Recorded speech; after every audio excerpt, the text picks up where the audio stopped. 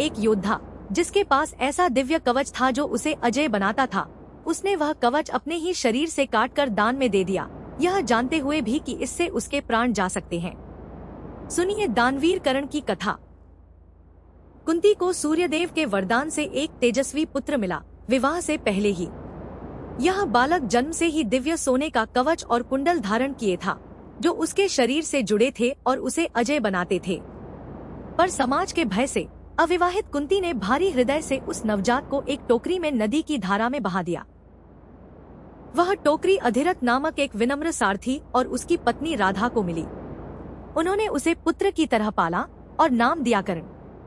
संसार ने उसे सूत पुत्र कहकर बार बार अपमानित किया, पर वह अपने युग के सबसे पराक्रमी धनुर्धरों में से एक बना, अर्जुन के समान। और केवल एक व्यक्ति ने उसका सम्मान किया, उसे मित्रता दी, दुर्योधन। कर्ण जीवन भर उस मित्रता का ऋण निभाता रहा।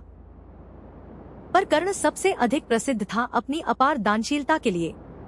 उसने व्रत लिया था कि प्रातः सूर्य को अर्घ्य देने के बाद जो भी उससे कुछ मांगेगा वह कभी मना नहीं करेगा, चाहे कीमत कुछ भी हो।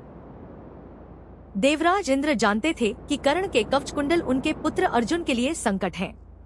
इसलिए वे एक निर्धन ब्राह्मण का वेश धरकर कर्ण की सूर्य उपासना के समय आए और भिक्षा में उसके कवच कुंडल मांग लिए। कर्ण ने इंद्र को पहचान लिया और यह भी कि यह दान उसके प्राण मांग रहा है।